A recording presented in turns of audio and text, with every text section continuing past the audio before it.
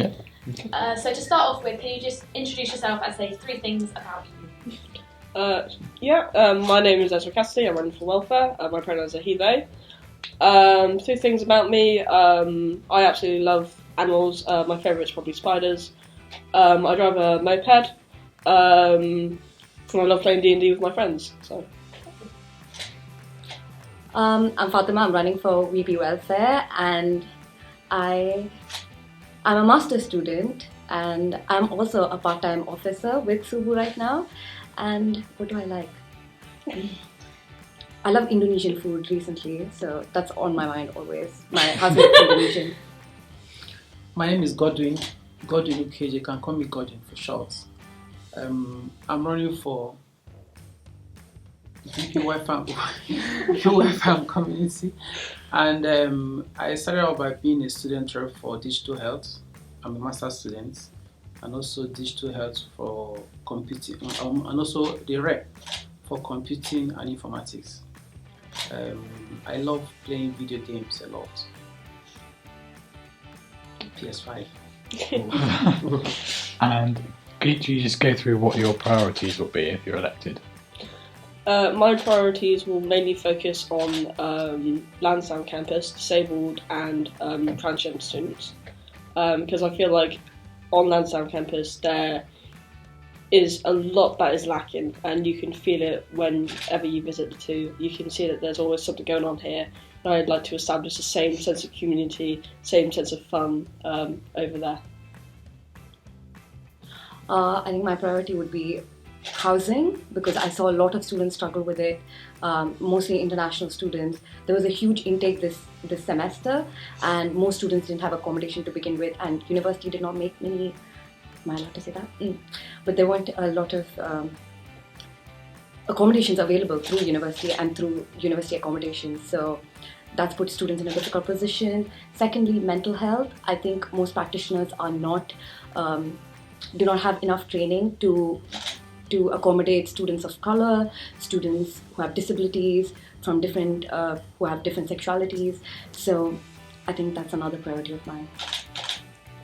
Okay, I have several priorities, but I'll just pick 2. I'll talk about 2. The first one is accommodation, housing. Very key, because it was difficult for me when I came, and I also saw students, this general intake, who are also passing through a lot in terms of looking for a place to stay. And not just that it is difficult for them to stay, but a lot of students have the money, to secure an accommodation, but some private landlords are not being friendly to especially students, and it's something that I think should be addressed. And I believe engaging with the community, and of course also with the help of the university, will go a long way in standing in for students, so that these private landlords can actually give these students accommodation. I also have areas I also want to look at, areas that has to do with some international students are actually struggling to pay their tuition, not because the money is not there, but because of some barriers in currency conversions. They are passing through, some of them, their home country where they're coming from is difficult to, the charges, they tend to be charged a whole lot of money to convert the currencies. And that has really affected some students in paying their tuition. So there should be, the university should also come to look into that and see how they can get more payment options for students to pay their tuition and pay in time. And also an area that has to do with mental health and well-being. Now, I believe that on campus there should be, in addition to the existing other extracurricular activities, such as, maybe I say I love video games. Well, I know what it is doing for me, and I believe that some students, if they have a center on campus where you can just pop in and 1 or 2, in between lectures, just to free, in addition to what we have, it will help to make a student be relaxed. You understand, and improve the mental health and well, which is very key in academics. A few questions relating to different aspects of the welfare and community role. With something quite pressing at the minute, the cost of living crisis. Now, obviously, it affects quite strongly the welfare of students. So, within your role, how do you think SUBU can or should support students through the cost of living crisis? Let's just start that. Yeah. I think this is a very difficult question to answer. I think the most important help they can give currently is financially SUBU is very limited because it is a charity at the end of the day. I think that's something people need to remember. Is mainly focused on mental health, and truthfully I think the government should be doing more to support the students really. I don't think it's something that SUBU can do to the extent it wants to. Like SUBU wants to be doing more, it wants to be helping more disabled kids, it wants to be helping with more housing, but it's very limited. So I think the best idea would be just to focus on mental health and give advice. I think that's all we can really do. I think with cost of living, because there was a SUBU kitchen around, like, I think more of that within university spaces where students can go and cook and like get some meals, because that does help. Like in the Faith and Reflection room, they do have a kitchen space, and I know a lot of students who have been affected by the cost of living crisis who go there often. And secondly, I think SUBU advice could direct students to emergency funds, bursaries and things of that sort that many students aren't aware of. Many aren't even aware that SUBU advice as a space exists within SUBU. So that would be something. And I think that's something I'm thinking of along those lines. That's it. Yeah, the cost of living crisis has actually impacted so much, and being a student, you are limited to what you can do actually to raise money for yourself. Of course, you have the 20 hours for those who want to work, those who the 20 hours is applicable to. For a lot of international students, 20 hours is applicable to them. And apart from that, even if you don't have the 20 hours applicable to you, you are still limited. Whoever is going to employ you will consider you being a student, so you'll be impacted. So now, what needs to be done is that the issue of student discounts should be reviewed. There are a lot of services in the community that if SUBU goes to engage with these people, they will bring in student discounts, and even within the campuses, I noticed that there's some services in the campuses that are more expensive than you can get outside. So it's supposed to be something SUBU is not expected. Like my brother said, SUBU is not expected. SUBU is a charity organization, but the advocacy role SUBU plays is to engage with these shops, these places on campus. For example, the bus pass. Something can be done about it to limit the amount of money students can spend. So there are a lot of areas that needs to be checked and reviewed. And once you review many areas, you see that there will be a positive effect on how much money comes out of the student's pocket on a daily basis. Very good, very good. Now, moving on to more of the community-based side of it, what more do you think can be done to much more closely integrate Talbot and Lansdowne campuses together in terms of community and knowing what SUBU can offer them? One of the things I think is important is knowing that Lansdowne campus actually exists. Because I, as far as I was aware on my first open day, I was only aware of Talbot, and that was it. There was no more Bournemouth University, and I found out today that we might have a total of 4 campuses in total on Bournemouth Uni, and I again had no idea. And it's important that we, I think, increase certain events like travel, as well as get more communities and societies down in Lansdowne campus. One of the officers, Oliver, who is the social science and health officer, is working to make sure that all students' ID work to get into the Gateway building, so that way students aren't limited and will have to find a member of staff or just go in whenever, because technically as a student you're not supposed to just let in anyone. It's supposed to be your student ID, that's for you and you alone. Yep. Yeah. I haven't really thought about that, but in terms of what has to happen in Lansdowne, the Gateway building should have a bigger SUBU office, and I think as SUBU officers we should be able to go there more often, have more events there, and even clubs and societies. I think they should have spaces there to have more events there as well, because most of it actually, in fact, all of the events happen here, and even speed friending events, whatever it is in terms of SUBU, we are always thinking about Talbot campus, and to integrate that within Lansdowne. And not only the Lansdowne Gateway building, even the executive center, because a lot of international students are there, and they say the university experience is so limited. Like, only when they come here, it feels like a campus. So maybe shift a lot of our services, and I'm sure that's not a 1-year thing or a 2-year thing. I think we have to look at like a long term and create a long term agenda, like a 5-year, 6-year thing about how we can slowly move quite a few offices, and even a SUBU advice center may be there. So I think most of the activities that are done by SUBU should be evenly spread within the two campuses. For example, things like this, we could have done it at Lansdowne campus, so that it will give some other those who are vying for positions who are in Lansdowne to also, okay, yes, this is now to my own campus, so I don't need to go to Talbot. So I just think to spread the activities of SUBU, to evenly the one happening in Talbot campus, in other activities, like you will to reshuffle it. Maybe this year this one happens, next year you take it back to bring, like most of like the orientation program, like the some job fairs, although there's some job fairs you do on Talbot because it is common with the faculties, the department, the students who are here, but at least you rotate these things so that these campuses will have a feel of what SUBU stands for. And moving on to more of the welfare side of things, one of the biggest issues affecting students is mental health support. Some students don't know about what SUBU can offer on that sort of things. So what do you think can be done to either improve people's awareness of the services that are available or improve the services that are accessible at this time? Okay, I can begin. So currently we have the BU Wellbeing team, and the Wellbeing team recommends students to the NHS service, and the NHS service can basically take about 6 months to the least when you get online, and that can be very hindersome for students. So is that the only way you can access mental health services?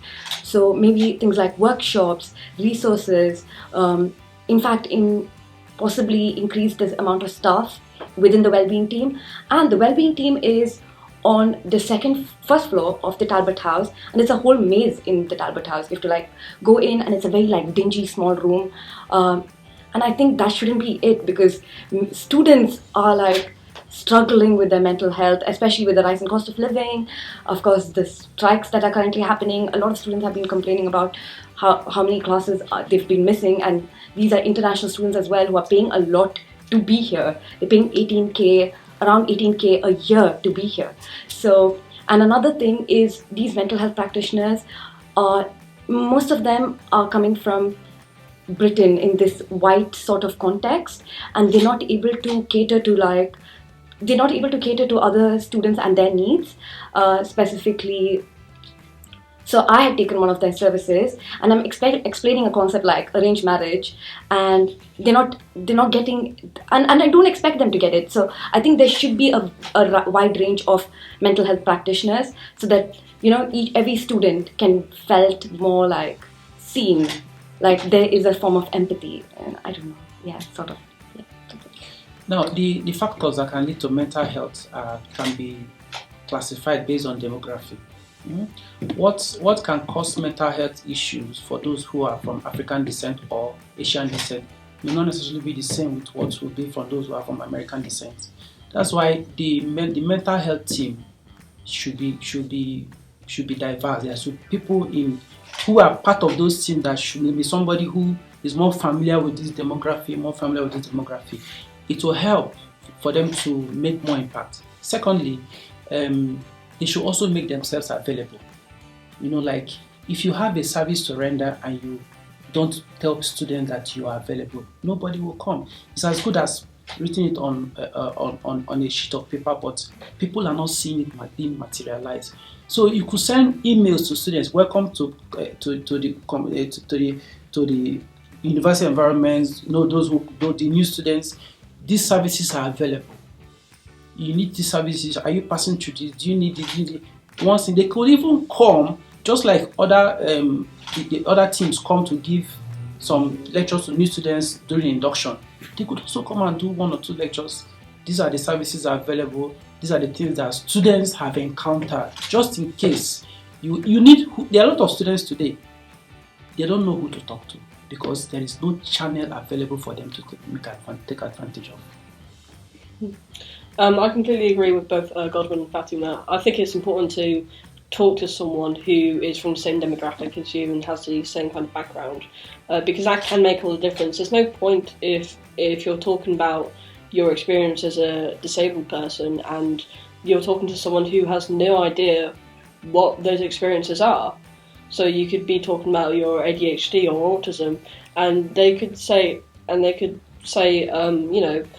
give you advice, but ultimately if they don't understand because they don't have first-hand experience, there's this gap that cannot be bridged because they only have limited understanding.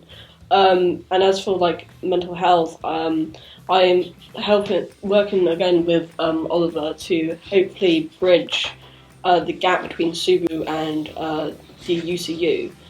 We are hoping to actually refund students for the lectures that they are missing. So not only will international students again get their money back for the lectures they are missing, but that will also kind of force Bournemouth University's hand.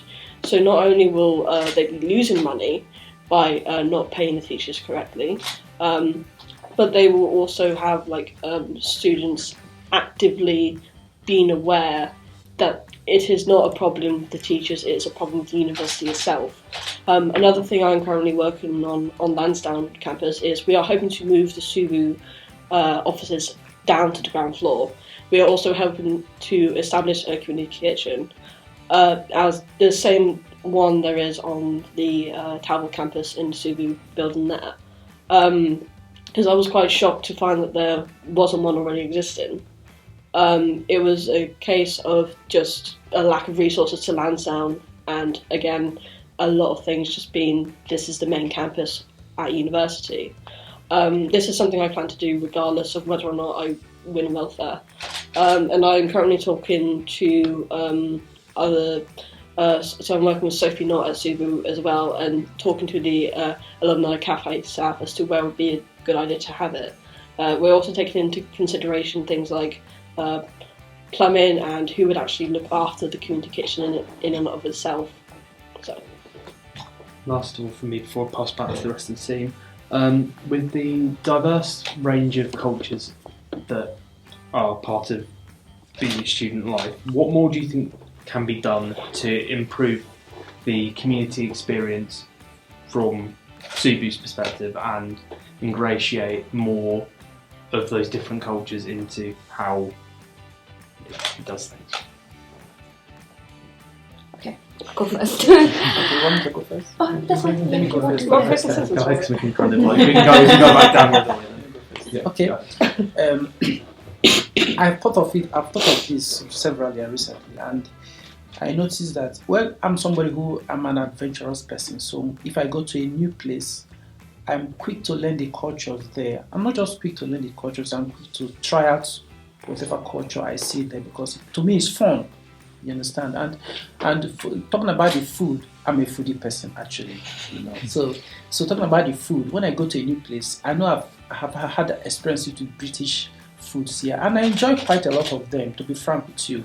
But you know, I also noticed that you know, while people like us do exist who don't mind to try out food and get comfortable with them, there are those too who find it difficult to keep up with.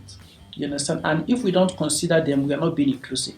So I believe that because of the diversity, especially in restaurants on campus, there should be some little diversity in foods. You know, it doesn't wrong you trying foods from Africa. You know what I mean? It doesn't wrong you trying food from India. You know, it gives you that. You know, it broadens your horizon and gives you that experience advantage from that diversity. Yeah. So I'm currently the Asian Arab Ethnic Minority Officer. So I've been working closely with a lot of students within my community. And what I've noticed is that there aren't many events happening in terms of cultural festivals, in terms of like anything to make students feel at home. But beyond that, I just got a brain fog. Oops. Yeah, I've been talking to Alan Duff from SUBU, and we've been talking about how we can have more societies in terms of each like student groups, because there's no Indian society currently, but there are a lot of Indian students, and I'm sure they wouldn't mind an Indian society, but most of them come as master's students for a year, and that means once you're done with that year, then it gets dissolved unless there's someone to continue the society. So a framework that each society can continue regardless of a committee going ahead for the next year.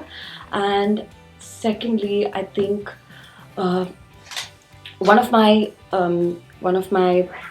manifesto points is to increase to add more resources to the allyship hub, and one of them is about microaggressions, and it should be that students aren't worried about so many students have come to me personally because they think like I can do a lot, but because it's a part-time officer duty, I've just been only able to redirect them to other resources like SUBU advice.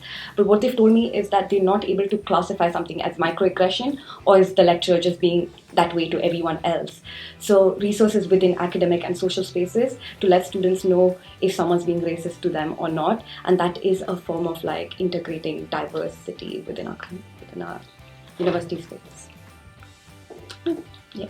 I didn't know that, racism was obviously as a white student, but I never would have thought that, coming from another country and you have a lecturer and you have a moment of, are they like this with everyone, or is they doing this because of the colour of my skin? I didn't know that. Yeah, that happens quite a lot.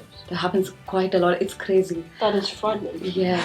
So it's quite evident that the lecture is not like that to everyone, but because you're constantly questioning, and because it's not overt racism, so you can't really go and say that this is this particular thing. They might be like, what is the context behind it? Why are they saying it to you?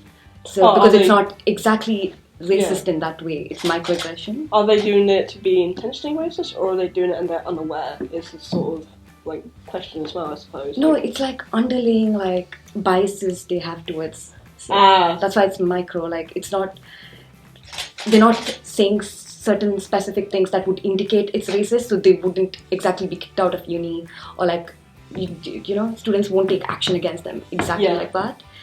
It's going to be very subtle, but it still affects the student, and even classmates can see it sometimes. So but no one knows the right procedure to go about it, and I think that's one thing I really want to work towards in terms of telling students where they can indicate this and how they could redress this. There should be a redressal system for this within SUBU or in the university administration. It's something you pick up on, and then you don't know how to deal with it. I think, like I said, I didn't know that was a thing that students of colour experienced. I think it's my turn next. Right. Well, Godwin and Fatima have both opened my eyes to this because, as you can tell, I am white. So, in terms of international students and students from abroad, I think the best thing would be for me to actively talk to members from these communities, such as Godwin and Fatima, and actively see what they want SUBU specifically to do. And I also think it's important that SUBU themselves becomes a bit more diverse. As we all mentioned earlier, if there's a gap between you because of either culture or ability or something like that, it's easier to talk with someone who has the same experiences and looks like you than someone how comfortable would it be to speak to racial experiences if you're a black student to somebody who is white, someone who has never experienced that? That is just going to feel daunting, feel like you're educating them, and it shouldn't really feel like that. It should be like they are guiding you towards, things that can help and how to go about it in a better way. It should not be students educating white teachers and students about, racial issues. We as white students also have a duty to make students of colour feel welcome, and These are sort of branching off Josh's questions a little bit. So the first one is about mental health. It's all very well saying this person's here to talk to you, but how will you advertise that it is a safe space to talk? Will you bring in a room or something like that for not a counselling session, but sort of like that, so they have someone and a safe space to talk in? So what is available right now is a 10-minute window to speak to. If you go to the mental health well-being team, I think it's a 15-minute window to speak to them, and then after that they refer you to the NHS or like refer you to like call sessions with, I think it's an external provider, which isn't really working because I think students want something more physical, like in person, because calls can just be, it's usually at a timing that it could be in mid lectures, and it just won't work when. I think there should just be more staff available. I think our university has enough resources and enough funding to have more mental health staff, and if they could be. So I think the practitioners they have right now are not exactly psychology counselors, like who do counseling as such. They're called mental health practitioners. So to have people with backing in terms of education, like a degree, would also help. And also, like I said before, I think it shouldn't be restricted to that space. And because that space is so like inside a web, inside Talbot House, I think it shouldn't be restricted to that room. We should be having that more in Lansdowne as well, within our university itself, like other spaces for it, and have more talks about it within the SUBU building. Yeah, I think the specialty called psychology or counseling do exist. So it's just to get those who have the expertise, employ them to be full Bournemouth University staff. You do have them in some schools, have guidance and counselors. And just like she said, I agree with her. Students want physical interactions, and some of these people are trained to also understand the diversity and know how to approach each student. You understand? So if this is from an Indian origin, and maybe I don't have expertise in talking to those who are from India, because I'm not from India, or I can now refer the person to another person. So that physical contact is very key. So the phone conversation is just like, this idea of customer service, and so it doesn't make sense. So I think SUBU, if I'm voted in as VP and working in collaboration with others, whether I'm voted in or not, because even if I'm not voted in, I'm also available to contribute, you understand, to support whoever has been elected, to make sure that these things we are talking about is on ground. I think it would just be easier to locate if it was as obvious as the reception desk or the SUBU building itself, because you can tell where the SUBU building is because it's in giant letters on the building itself. And so maybe we need something like that that's easy to see, where you don't have to go through loads of hallways like some sort of weird maze, where it's just the mental health services is in this location, and you walk past it every time you go to lectures. It shouldn't be something that's hidden away, because not only can that be difficult for students to get to, but it can also make them feel like this university in SUBU is saying, your mental health isn't actually that important to us, so here it is, right away, where we don't have to see you. And same with Lansdowne, because the SUBU office isn't 24/7, despite the building on the ground floor it is. And so if you need to talk to someone and it's quite late at night, and you are trying to find someone, but you can't, because you know for a fact there's no one going to be in SUBU on Lansdowne, because the buildings are shut and there's no staff on site. All you have are other students. And I feel like it's important that we might need to not extend necessarily, but have staff have more availability, basically, is what I'm trying to say. Yeah. And my second question, some passed. students obviously they have certain dietary requirements, not necessarily veggie or anything like that, just like they'll still eat meat, but it'll be halal meat. How do you plan to diversify a menu that's broader for everyone? Yeah, right now at the SUBU shop is where we get like few halal sandwich options, and most times we have to go for like a vegan or a vegetarian diet.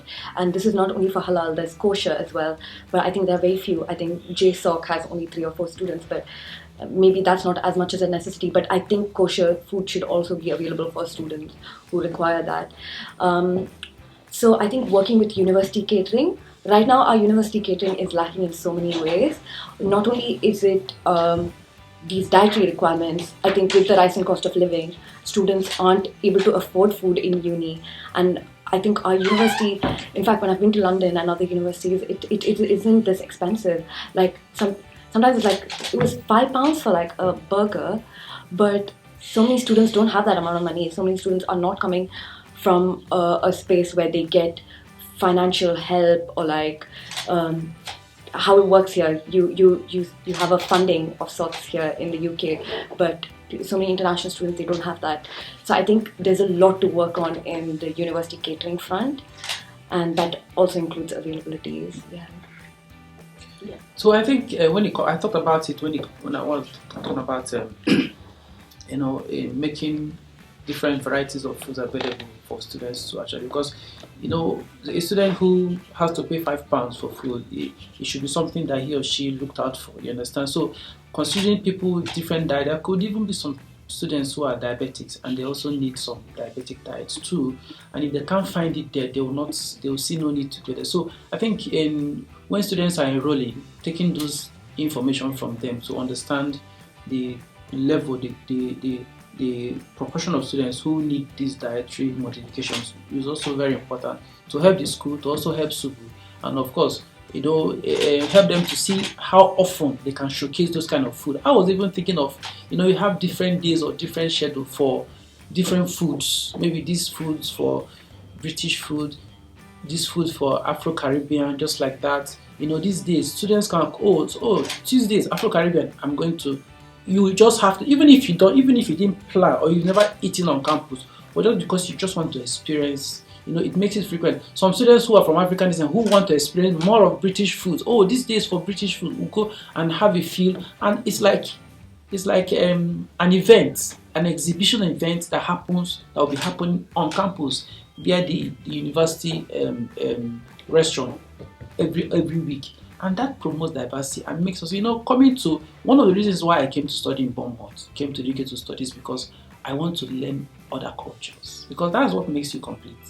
I worked in Saudi Arabia where I learned some Arabian culture, and I'm enjoying it. And I said, let me come to this side. See, when you bring the African, the Middle East, and this, it makes you, it makes you grounded. So that diversity is very key, and that's an advantage that we students, especially students from British origin who are studying in Bournemouth, should take advantage of. Meet me and ask me, how is my food in Nigeria? I teach you, I show you, I can even give you some samples to try. I'm curious to your food now. I haven't. Somebody else hungry. No, I think there should be more diverse food in the cafeteria as well that we've got. I do also think that it's important to have more food that is sugar-free, because, we've seen nodded. Because I have a friend as well who can't eat sugar. So they come to campus and they look at everything that's available and go, wow, I can't eat any of this. And not just as I think it's important for, food from like Nigeria and India as well. But also I do think it's important that we keep certain foods that are like consistently done throughout the not just the day but the week. Specifically because if you're autistic like I am, knowing that you can go down and get certain food each day, and that's a good routine to have. Sure, and it's reassuring to know, hey, you're not going to have to skip, not eat today because they don't have any food that you know and any food that makes you feel safe, and your routine isn't disrupted, and you don't have to deal with any additional stress because they don't have the food that you were aiming to get, and you don't know what anything else is. I think it's important as well for diversity in catering staff, because I'm willing to bet that if I were to prepare Nigerian food, it would be a bit different from yours. Yeah, I don't think it would taste as good. That's true. That consistency you said is very key.